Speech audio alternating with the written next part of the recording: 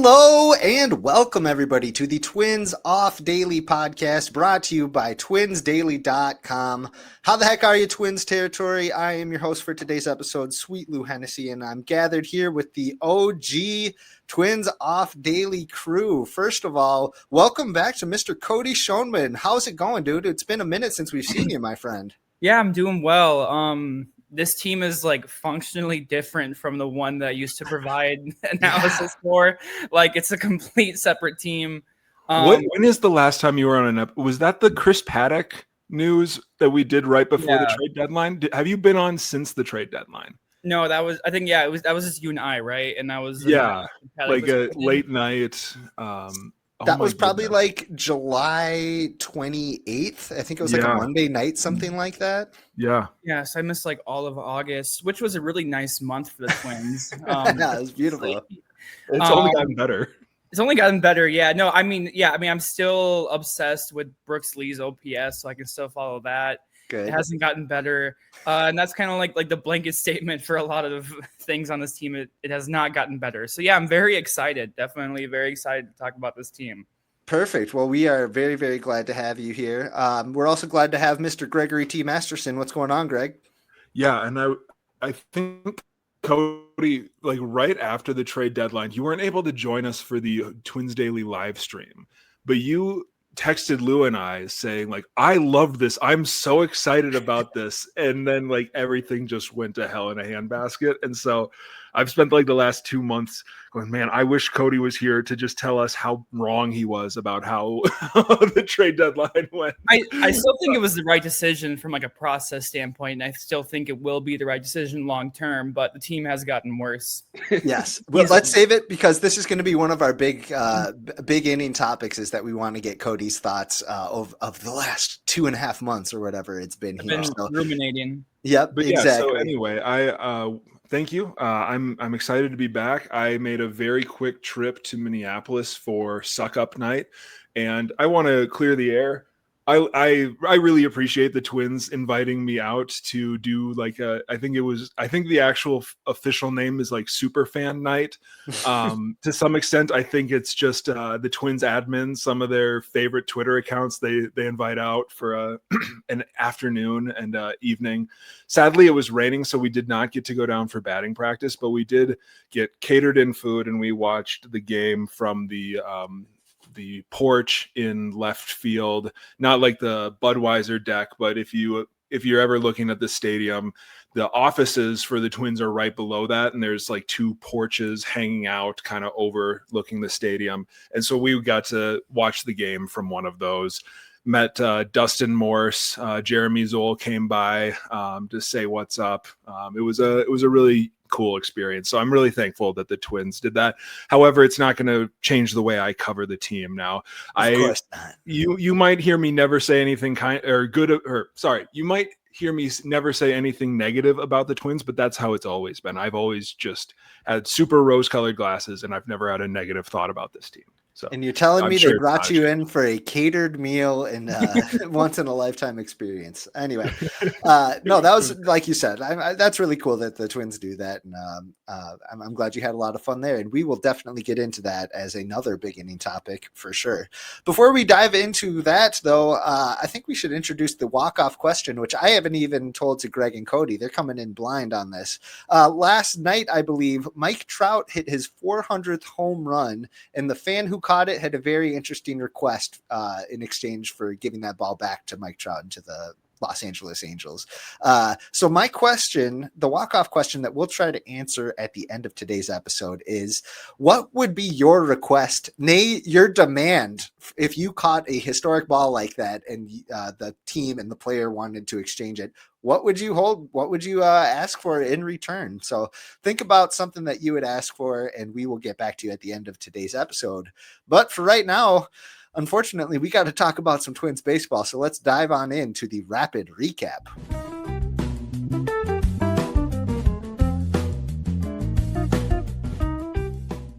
what can we say? It's been more of the same. Gregg, I think you actually laid the blueprint for what they've been doing the past couple of months here. And this stretch was no different. Since our last episode, the Twins went 1-2 against the Arizona Diamondbacks. They went 1-2 against the New York Yankees, and they went 1-3 against the Cleveland Guardians, including a 2-game sweep in the doubleheader on Saturday. So, boys, let's talk about it. What caught our eye? Who's hot? Who's not? Cody, let's start with you, man. What do you think? Who's hot? Who's not? What's going on through your eyes? Yeah. So with this team, I mean, it's all about long-term prospects in both like literal prospects, but also prospects of like who's performing well right now. So I wrote about Austin Martin a couple weeks ago for Twins Daily. He's been really consistent, both in the field and at the plate. I don't know the exact number, but when I wrote the piece, his WRC plus was sitting around like 130, which is obviously 30 points above league average. That's very, very good. I don't know if he can sustain that over a full season. Sure. I mean, we're talking about like 100 plate appearances, but I mean, this is exactly what you want to see out of Martin after he was promoted from St. Paul after the deadline. He's played most of his games in left field, which we would expect, and he's actually done pretty well out there. Obviously, he's not Harrison Bader, but at the same time, he's not like Josh Willingham. So there's kind of like a middle there, and it's respectful defense. I think he has like 4 or 5 defensive runs saved, which actually leads the team at any position since the deadline. So yeah, I mean, a lot to be impressed with. He's definitely solidified himself as a member of next year's team. Like I'm guessing he'll be in the opening day lineup, probably in left field, maybe right field, maybe second base. But at the same time, with second base, Luke Keeschel, obviously, I mean, he's not the 230 WRC plus guy that he was when he, before he was injured when he first came back. But he's still hovering around a very respectable slash line. Obviously, as long as he plays, he'll be a contact skilled hitter. He's still demonstrating that. I mean, the Twins really have something special in Keeschel, I think, at the plate. His defense remains a little bit iffy. I don't know if he's a second baseman long term. Obviously there's a whole first base. Maybe left field. Him and Martin are kind of like, I don't want to say interchangeable, but there is kind of some fluidity there where they could go between left field, right field, second base. So I think with Keeschel and Martin, you have 2 long-term contact skill guys who are making league minimum, which is probably the most important elements of them right now. I mean, that's they're 5-2 players, and one of their tools is that they make very little money. So that's what's very important. It's kind of strange how similar Martin and Keeschel are. Which is not something that I guess I had kind of realized, but if like they're on base, they don't have a ton of power. It's more like kind of like Austin Martin is kind of the Walmart brand version of Luke Keeschel, in that he does basically the same stuff, just not as well as Luke Keeschel. And I hadn't like realized that until like the last few days as I was kind of thinking about their profiles. But anyway, sorry to interject.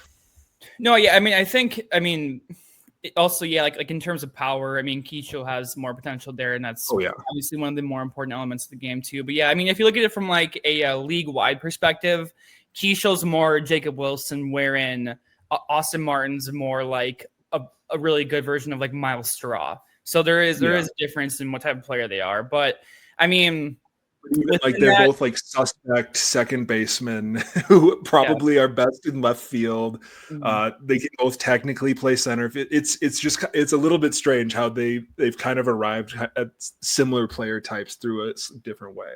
Mm-hmm. And they're both viewed very differently. I feel like within the fan base and at a national level too. Keeschel, deservedly so, is like leaps and bounds ahead of him in perception, but they are very similar. And within that, I'm trying to think of anybody else I'm impressed with right now. I mean, long term, I still have faith in Ryan Jefferson, Byron Buxton.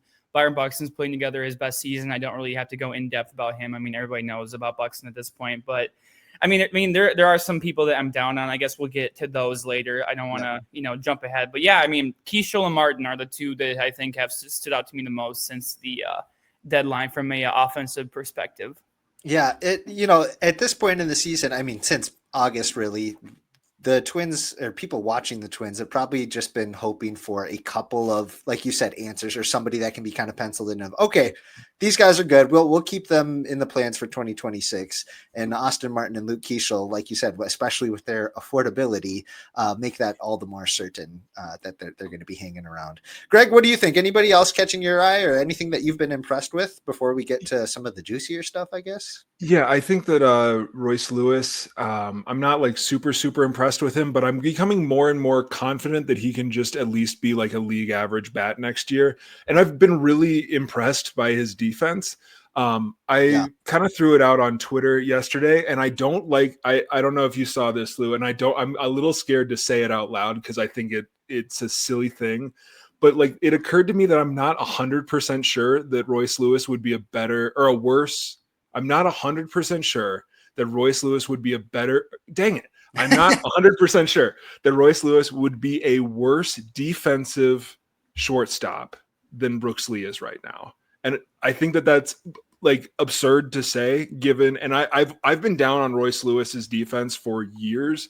But I have been so impressed by his play at third base that it almost makes me feel like, oh, maybe, like if push comes to shove, maybe he could actually play a little bit of shortstop. I don't recommend that. I'm fine with him sticking at third base, but it's more like putting into context how I feel about his defense at third.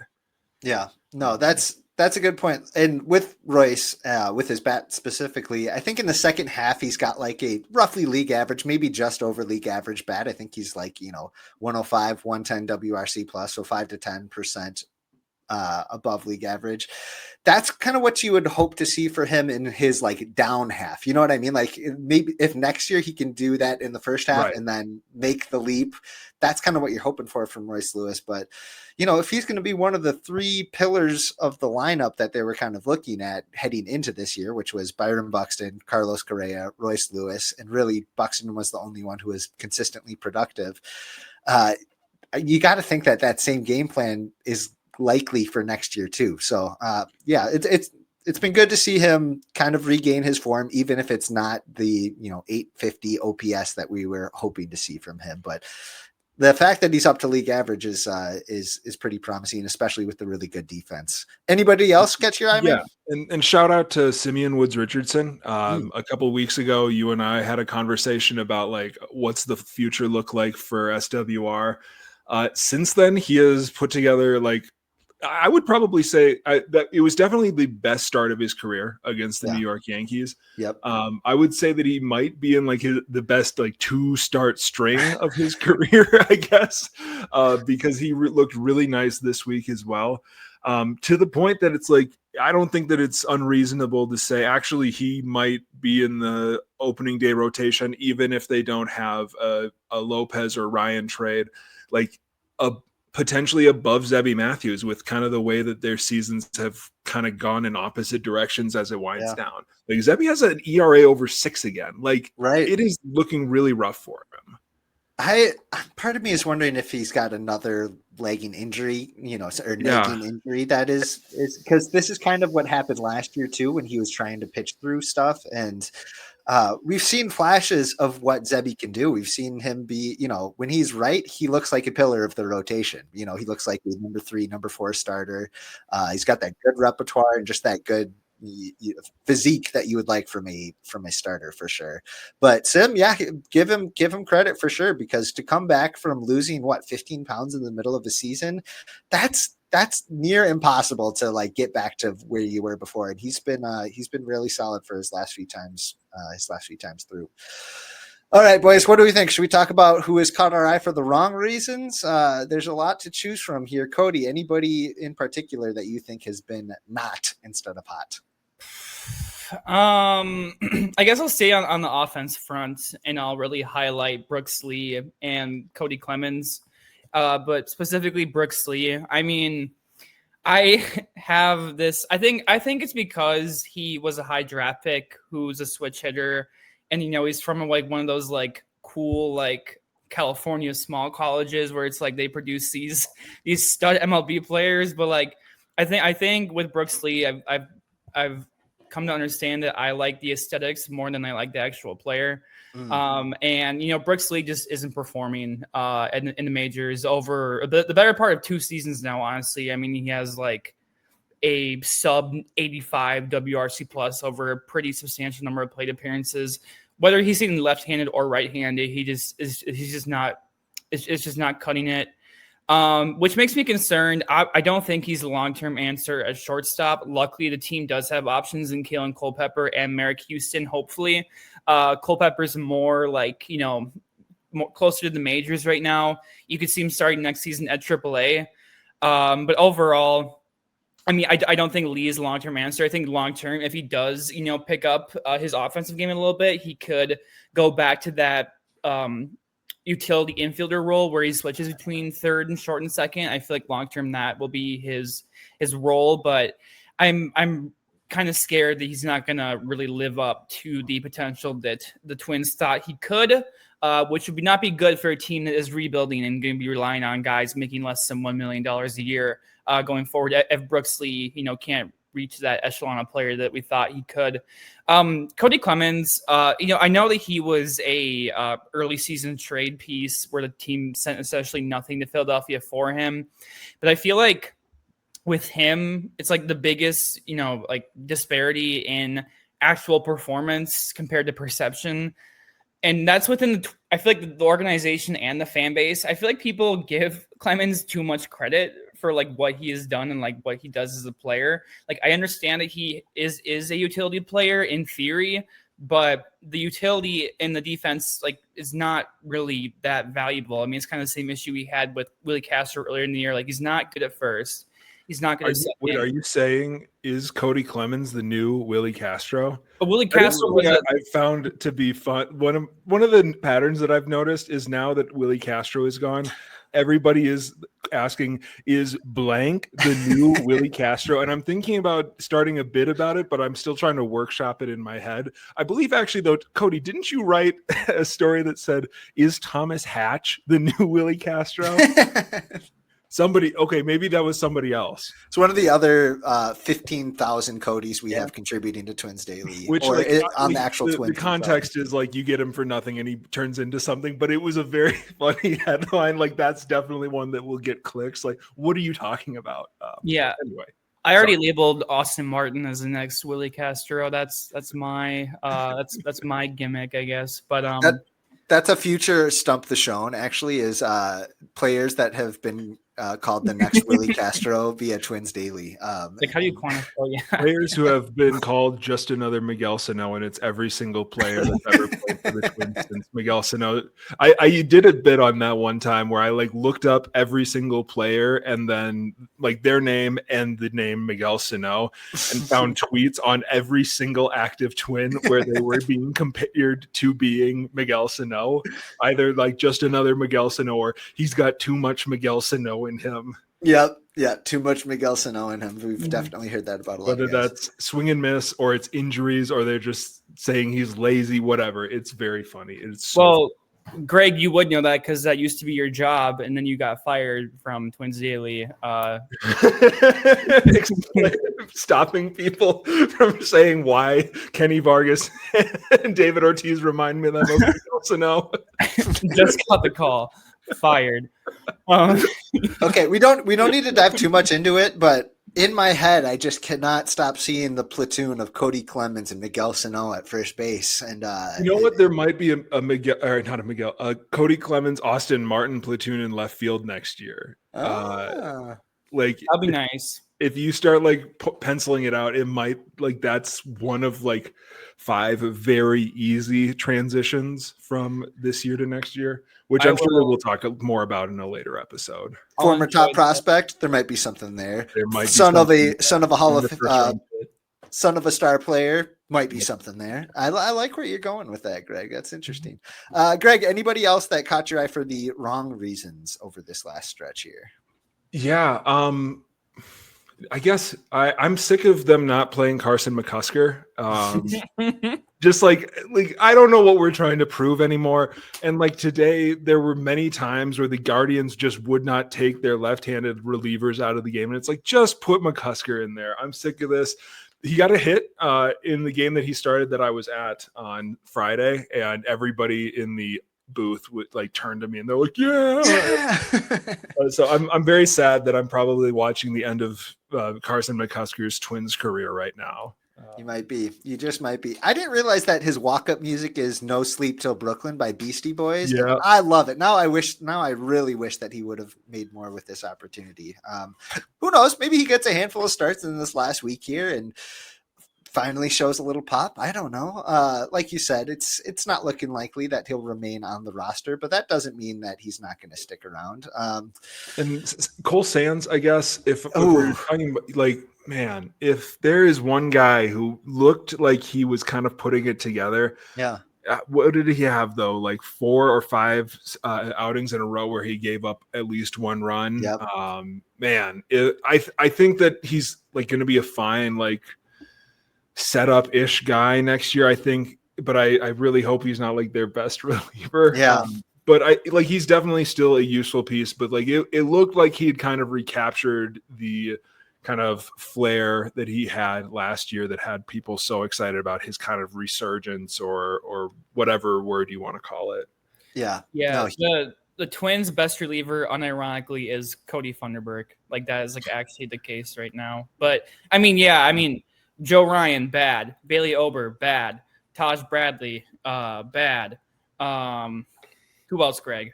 Mick Abel looked like he had it. I was so happy for Mick Abel coming out, and then he, walks 3 dudes, and it's like, what? Yeah. This is why it's not going to work. If it doesn't work, yeah, this is why it's not going to work. He's Stryton guy, like he's like a 3 true outcomes pitcher. It's either a strikeout, a walk, or a homer. He looks like reliever. I mean, We saw the two sides of him last night, which I mean, even with those 3 walks, that was the best he's looked in a Twins uniform in his 3 or 4 games that he's pitched. You can see the promise there. I mean, that curveball is so nasty, and when he's dotting his fastball and kind of matching it with that curveball, there's something there. The problem is I don't have any real confidence in his fastball, and everything is going to work off that. So if he can fix that, then we might be cooking. He doesn't have like a plus pitch, but he's a dude who like feasibly has like 5+ pitches. And it's just like, you can see it. Like you can see the pathway to being a really effective starter. And it's just like, granted, he's young. I mean, he's probably, is he the only guy in the rotation right now younger than SWR, I think? Yeah. Taj is still pretty young, right? Taj is still like 23, 24. I think SWR is younger than Abel. Yeah. Right. Okay. Yeah. I mean, well, besides winning the 2029 AL Cy Young Award. Yeah, we should say this. So I sent a picture that I saw on Twitter. I sent this to Cody and Gregg, and it was like, AI predicts the next 10 Cy Young winners. And, in the next couple of years, it had Framber Valdez and Hunter Brown. It had some guys that was like, okay, you can kind of see it. Then they had, in 2029, they had Mick Abel for the Minnesota Twins. And it went all the way to 2034. And I think it was like Ryan Sloan. And Cody had the golden comeback, which was, I also had Ryan Sloan winning 2034. So that's good. Ryan Sloan, who is a high A pitcher for the Mariners right now. Yeah. Like just you wait. Just you wait. Oh, man. Okay, well, I think that's enough of that for now, guys. But I want to check in on some things that are not. Sorry to interject. Mick Abel is younger than Taj Bradley. He is younger than Simeon Woods Richardson. Okay. He's younger than Zebby. He's younger than Festa. Okay, that makes for those sense. Keeping track at home. He was drafted out of high school, so I mean that makes sense, I guess. In that 2020 draft that everybody loved. Okay. Yeah. Beautiful. No, I just want to say really quick. I feel like I've been like aware of Mick Abel for so long. Yeah. Like I feel like I've been hearing his name for like 10 years. Like it's been crazy. I'm like Mick Abel, like you're only what, like 23, 24. It's like I've been hearing about him since like the Mulder era. So the Twins have, I believe, the number 5 pick, the number 15 pick, and the number 27 pick of the 2020 draft right now in Sabato, Abel, and Martin. So they're just like stockpiling COVID draft picks. Yeah, that's the year you want to stockpile for sure. It's the one where everybody had like 5 weeks of play before the draft happened. Beautiful. Just Former beautiful. first round pick, so there might be something there. There might be something there. What a year. All right, guys. I think we've talked enough about the strictly on-field product. Cody, I think you deserve a little more time here because, like we said, we haven't chatted with you in a couple months here. You actually kind of called the big sell-off. I don't know if you saw it coming to the extent that it actually all shook out, but what are your thoughts of just kind of the state of how everything shook out, and how confident are you that that was the right choice for them to go down? Yeah, so I mean, if you take away all context within like within like poll ad and money and everything, like, you know, going down to a payroll that's going to be roughly 100 million, like, yes, these are all obviously bad things. Okay, big caveat. I know those are all bad things. I wish it was different. It's not You different. disavow? I disavow. I condemn. Okay, good. But I think, you know, from a, you know, organizational standpoint, this was the right path to take. So I think it really boils down to the fact that the team that they were trying out there every day, you know, obviously they were talented. Obviously, when you have a team with Correa, Castro, Bader on the offensive side, you have a bullpen with Duran, Jax, Varlin, you know, et cetera, et cetera. That team is full of talent, but it wasn't working. And, you know, I feel like over the past 2 years, ever since 2023, there's been this kind of like, well, it'll work out. It'll work out. And then I feel like it's kept kind of going the opposite direction.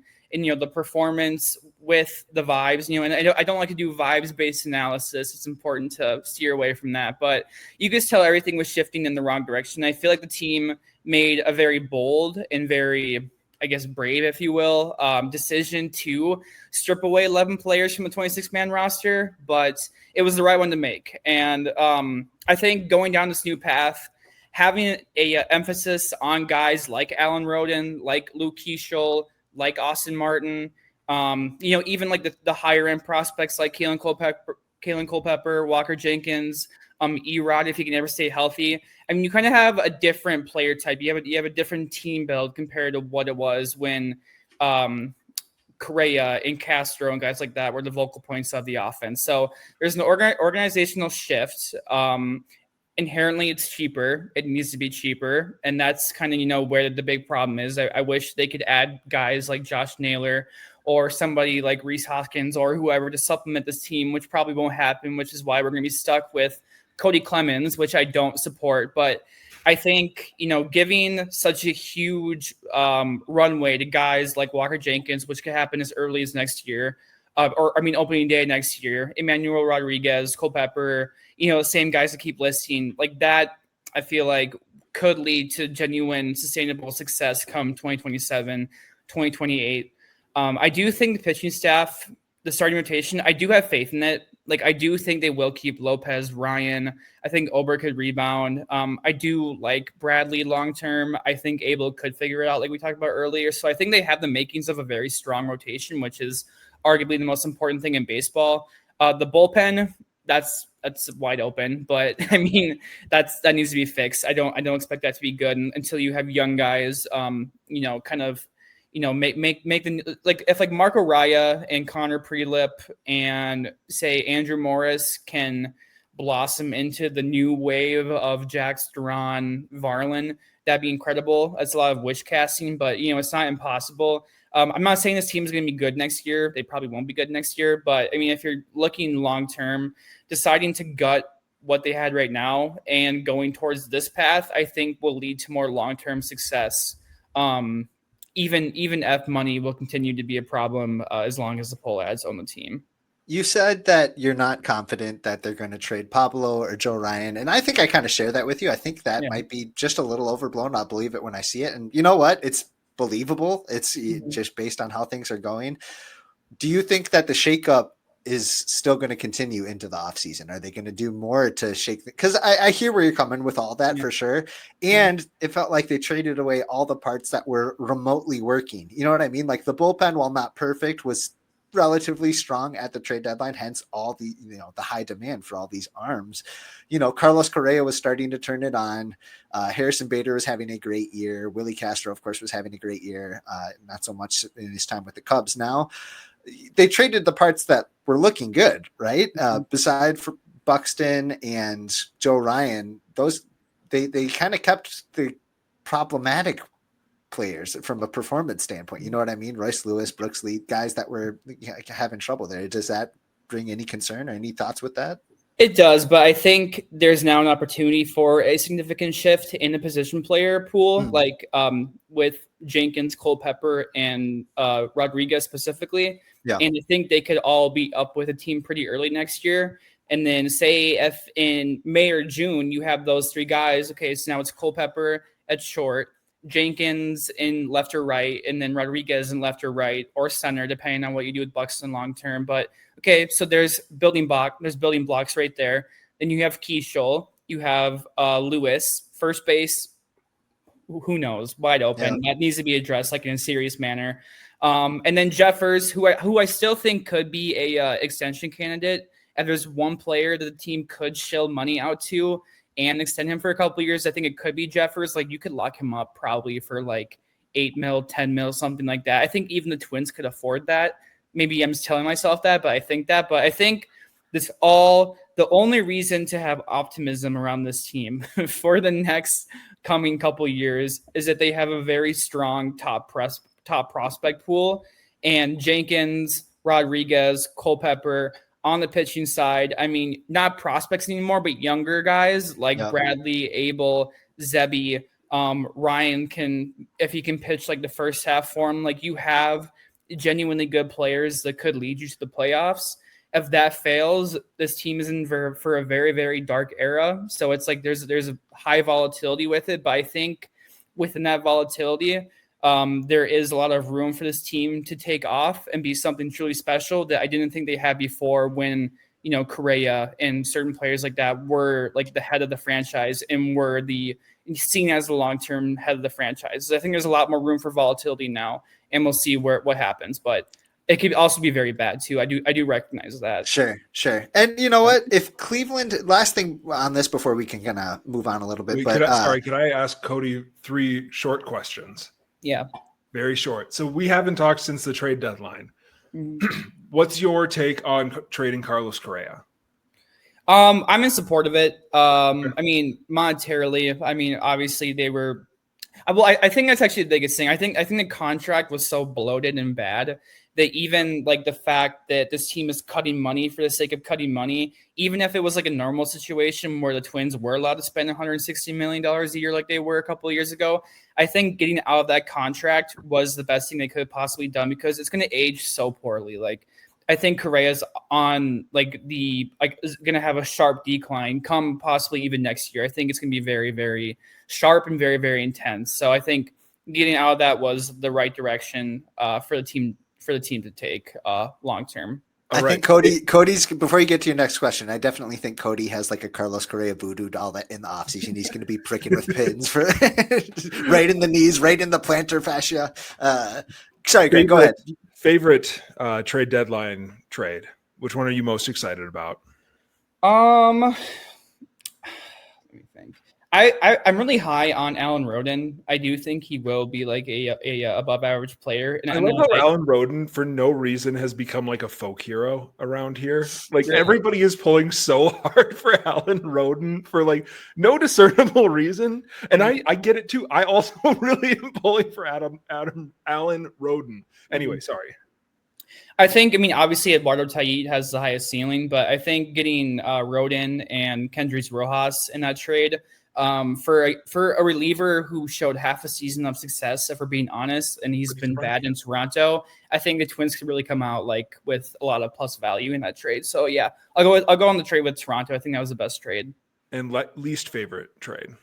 Stewart for Outman didn't make sense, but I also think that's so like minimal impact because Stewart really just hasn't pitched and Outman's like a fifth outfielder, like so be it. I don't think there's really much, that's not going to have much consequence either way.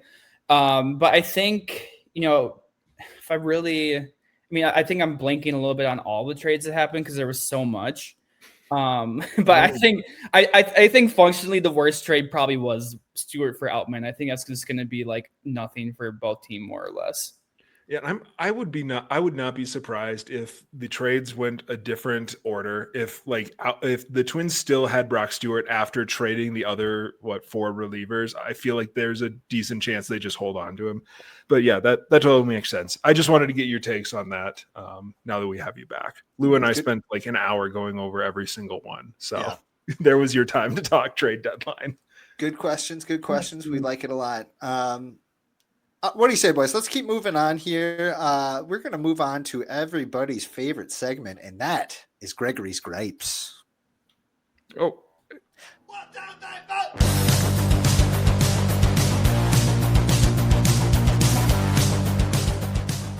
Okay, I know that Gregg has been on 2 airplanes in the last 40 hours, so I'm assuming he has something grinding his gears. This is his chance to let it off his chest. Gregg, the floor is yours. So this is not so much a gripe as it is I'm looking for validation for a choice that I made. So like we mentioned, I was at Twin Suckup night. It was a very fun event. Met Dustin Morse and Jeremy Zoll. Spent an afternoon and evening as the special guest of the Twins. It was very fun. However, before the game, one of the social media admins was like, hey, we need to find a person to throw out the first pitch. And so numerous people was like, Gregg's going to throw out the first pitch. And I balked at it. I kind of turned it down. I would love to throw out a first pitch sometime, but I turned it down. At which point they kind of moved on. And Rachel from Twitter, I can't remember what her handle is, but MN Twins Rach, she got to throw it out. It was very fun. She's a big Pablo Lopez fan, and it was Pablo night. Also the Twins gave me a Pablo Lopez signed Los Twins jersey, which was very cool. And then the Sugar Skull Twins bobblehead. Nice. I loved that. But okay, so I balked at it, and for a reason. I would never throw the first pitch unless I was allowed to go on the mound. Right. I believe that if you throw from before the mound, no hate if you throw before the mound, but me personally, I would not accept throwing the first pitch from in front of the mound. I have not thrown from a mound since I was 15 years old, which was 78 years ago. Yes. And so I was like, well, no, if I'm going to throw out a first pitch, I want at least a couple days warning so I can go to a high school baseball field and I can throw off the mound a little bit again. Right. Because I need to be able to throw a strike. It has to be a strike, and it has to be from the mound. If I throw in front of the mound, even if it's a strike, I don't feel like that counts. And so I balked at it, and they moved on from me, and I'm totally fine with that. My wife is like, I think you'll regret it if you don't. I'm like, no, I would regret throwing, because if I were to go down there, I would have either thrown from the mound and completely missed it, or I would have thrown from in front of the mound and thrown a strike, and neither of those are good outcomes. Even if I never get another chance to do it, I'm okay with turning this down. Am I wrong? Well, 2 things with that. Yeah, one, go ahead, I love the idea of Gregg going to a local driveline clinic and doing some pull downs before throwing out the ceremonial first pitch of a game attended by 14,000 people or something.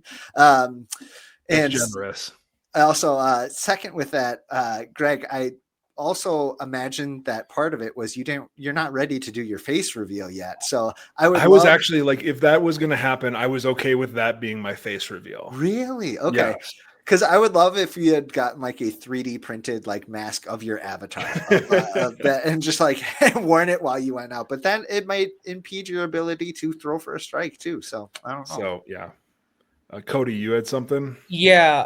Well, I got thrown off by the driveline thing. So I was like, because I listened to this thing one time where like apparently the drive line like records like all their conversations and then like runs it through some like AI thing to like further develop the pitching language that they use in conversations and stuff like that. Kyle, Yeah, what are you doing? I was like, well, like if Gregg was talking to Kyle, that would just like mess up the whole entire AI system because you go like, like their pitching lingo AI system would just like malfunction. But sorry, so that's where my mind went. But I also agree with your wife. I think you will regret not doing it. I think that would be. I don't. Pretty cool. I don't. There's always next suck up night that hopefully you get. No, I mean, like before that night, I had no intentions of ever throwing a first pitch, and after that night, I still have no intentions of throwing a first pitch. But I need at least a couple of days so that I can go and throw off a mound and get ready for it. Good deal, man. Well, hey, good gripe. So the other thing I wanted to tell you guys is, so I met Dustin Morse, and I was introduced to Dustin Morse as the guy who's blocked by TC Bear on Twitter. So that is how I was introduced to both Dustin Morse and Jeremy Zoll. And so Dustin brought it up like 3 more times in the 30 minutes he was there. Like he was talking to somebody else. And then I heard him like say, and that guy over there. And so he asked so the Twins social media admins are like, we don't control TC Bear's account, so we can't do anything about that. But Dustin's like, man, like, oh shoot, like what'd you do? And I was like, oh, I just pointed out that he doesn't have bare hands anymore. You know, he used to have bare hands, now he has gloves, and I miss the old TC. And he's like, that's hilarious. When did this happen? I'm like, I don't know, like 2 years ago. He's like, you've been blocked by the mascot for years. Like, yeah. He goes, I don't know if you've ever blocked anybody else ever. So he's like, should I make a call? Should I see if I can get him unblocked? I was like, no, actually, no, because it's way funnier to say I'm blocked. He's like, you know, yeah, you're right. That's good. Do you want me to send him up here? And I was like, I don't know, man. It's a long way down if we get into a skirmish. I can't be held liable.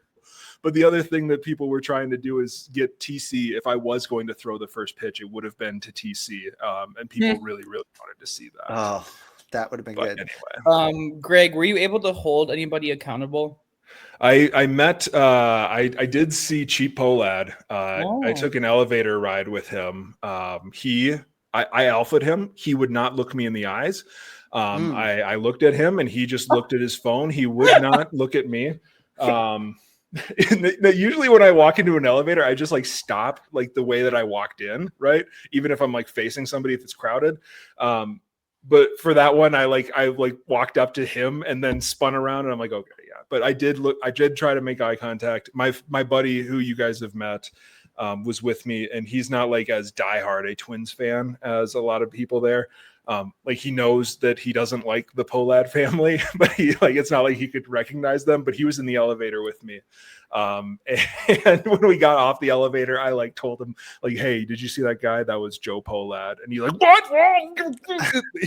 He also met Jeremy Zoll. And then like 15 minutes later, I had to explain to him that it was the GM of the team. And he was like, what? So he was on the ride of his life. Anyway. That I'm not advocating for this at all by any means, but I love just the idea of how many people would hope for you to like kamikaze that elevator, or you know what I mean, like Breaking Bad Don Salamanca, like have a bomb attached to you. Like honestly, like if I can feel bad for him for a second, I'm sure that like if you are the billionaire owner of a sports team that's like despised by everybody in the area, I'm sure that there's nothing like more scary to you than just like getting on an elevator and then like a half dozen diehard Twins fans also get on the elevator. And you're just surrounded. Like I honestly think that probably like raised his blood pressure a little bit. Yeah, no doubt. All right, man. Well, hey, good, great. That's a fun story. That's one for the memoirs for sure. How about this, guys? Let's boogie on down. We are going to do an edition of The Closer.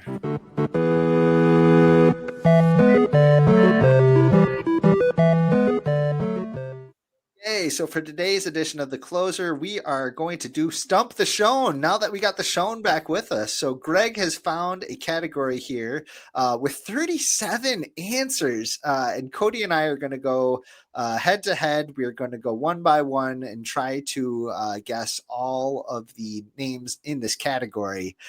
Gregg, what is our category for today's edition of Stump the Schoen? The category is players who have pitched for the Twins this season. There are 37 of them, a near record. I believe they're too short of their franchise record, which was set in 2021.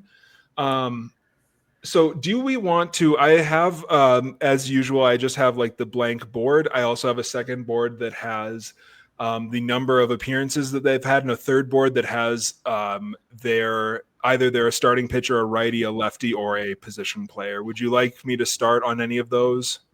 Cody, what do you think? I think that we should probably just go with the straight up board, and you can use the other ones for your reference, maybe if we start running low on names. Yeah. Okay.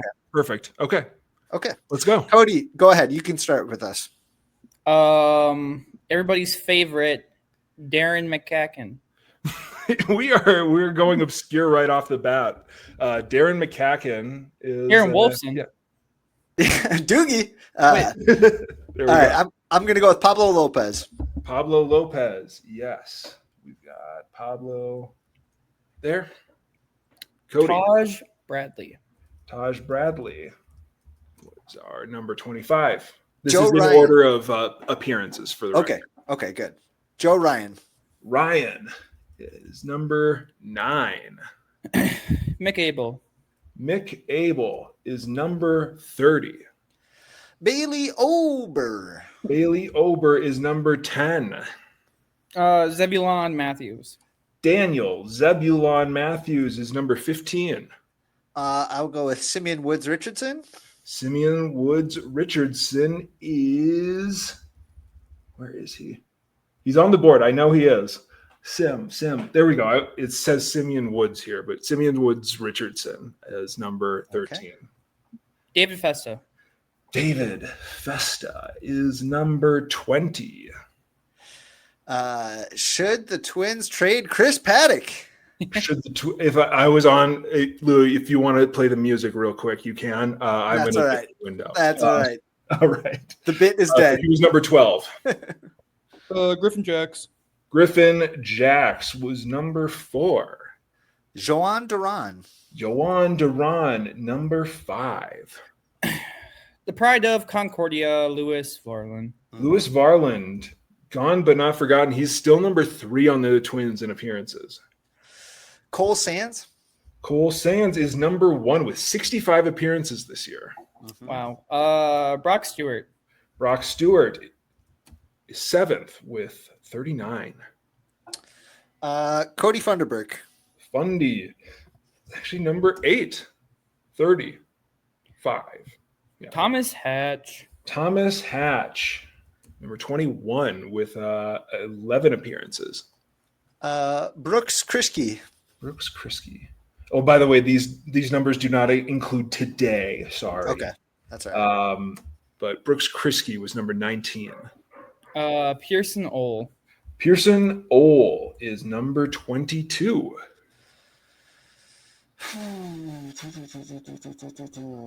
There's a lot left on the board. I don't know why I'm having so much trouble here.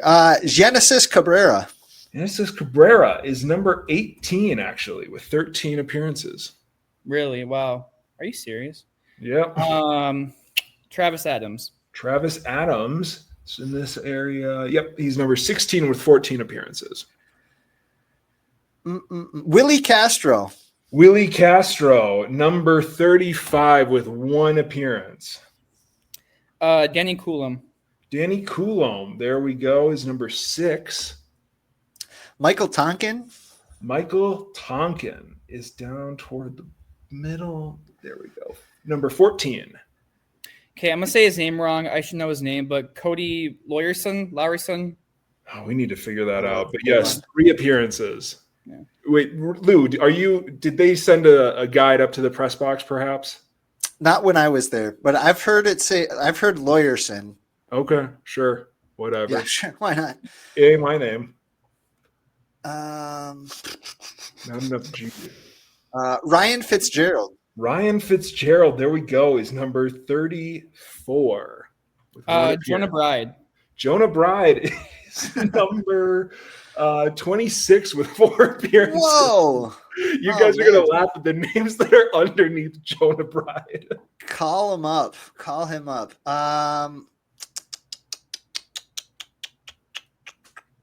I'm drawing a blank here. Number 2. Who's escaping us? I'm going to take an X. I'm blanking. Anthony Masevich. Anthony Mauskowitz. Who? It's number 28 with 4 appearances, tied with Jonah Bride.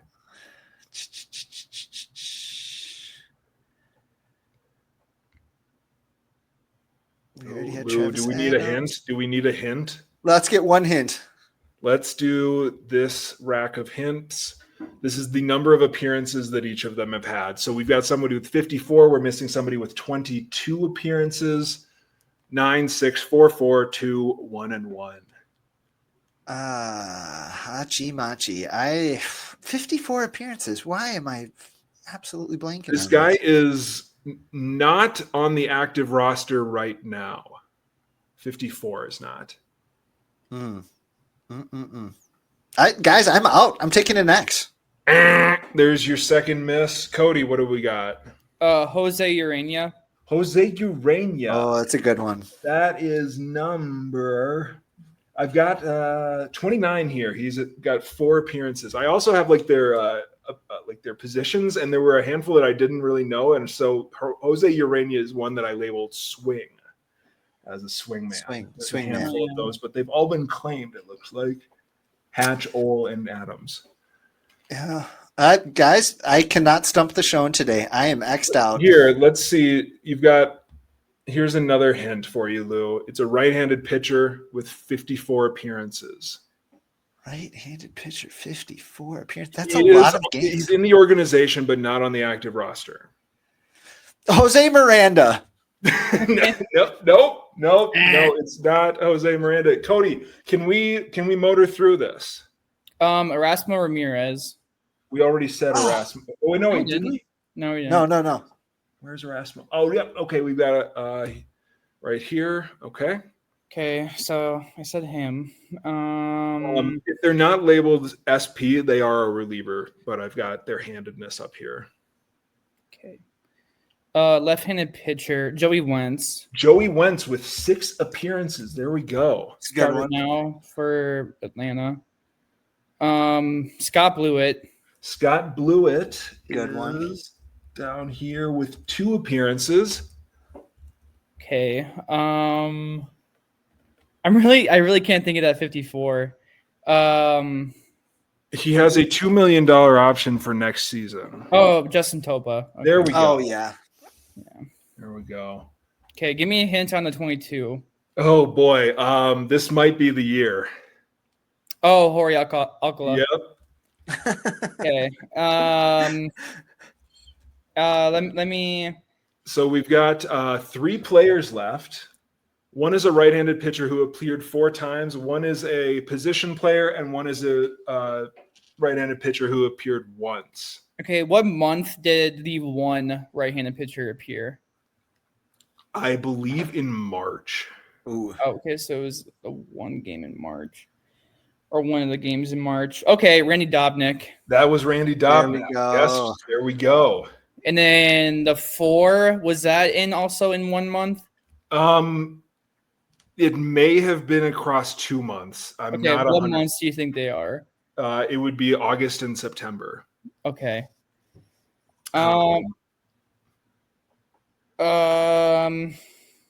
Jersey number?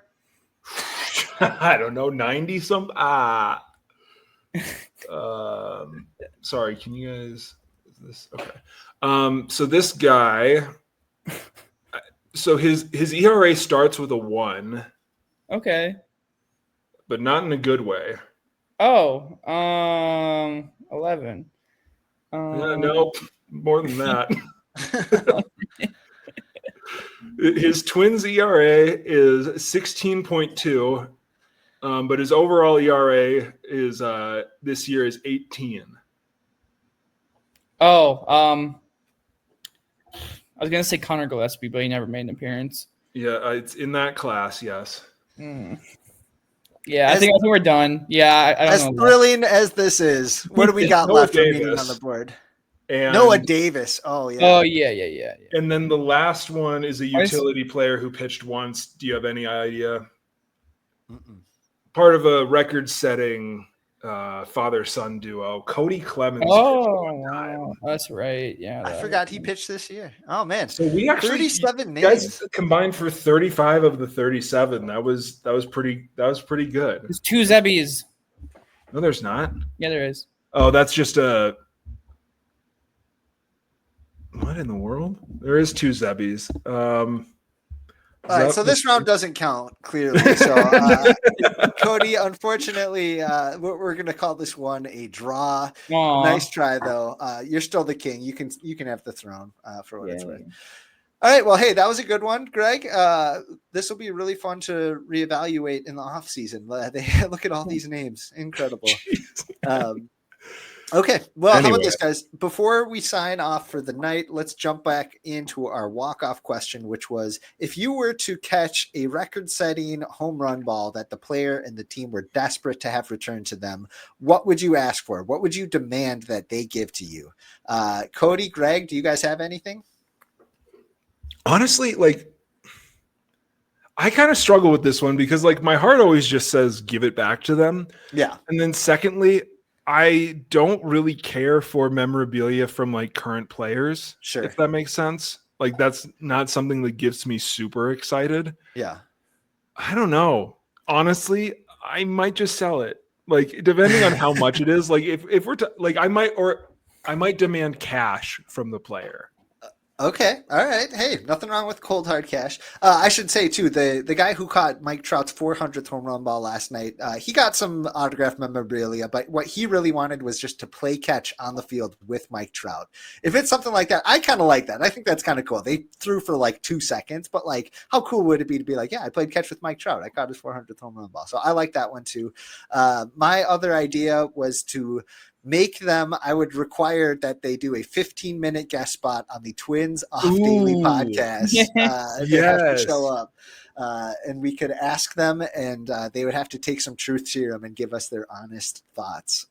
Cody, did you have any ideas that come to mind? I did not end up asking Jeremy Zoll if he wanted to join the podcast. Next time I run into him, I'll see if he wants to come on this offseason and apologize. We'll make him wear the merch. We'll make him wear this beautiful Twins Off Daily podcast hat that we had specially designed. Yeah, I'm somebody who asks everything out of institutions and nothing out of people. So I would ask the team for season tickets. That's not bad. Season tickets or a handful of games in a suite the following year. That would be kind of fun too. So that's good. All right. Well, hey, that was a fun little walk-off. Dear listeners, thank you so much for joining us. If you had any thoughts on our walk-off question or anything in the rest of the episode, let us know what we missed. Let us know what you would have required as part of this, in holding this home run ball for ransom. Cody, Gregg, any parting words before we take off? I mean, next time that we're going to talk, it's going to be the off season, and we're going to go back to recording a podcast every single day because every single day is an off day. We're about to get really busy. What a season. Very, very busy. Yeah. And then we can fulfill Gregg's deepest desire and become a San Antonio Spurs podcast. There we go. With how the Rams did today, I don't want it to be a Rams podcast. Ugh. We can be a Vikings podcast. Nobody does. So that would actually that would the people. Yeah, never mind. We don't need to be a Viking. All right. Well, we will see you all on the next edition of the Vikings off. Yeah, that would be good. All right, guys. Well, how about this? Thank you so much, everybody, for joining us. Like Gregg said, we'll be back after the season finishes next Sunday. That's already done. So we will come with you. We will come back and have kind of a large episode where we kind of do a deep dive into where things go from here. But until then, thank you all very much for listening and stay sweet.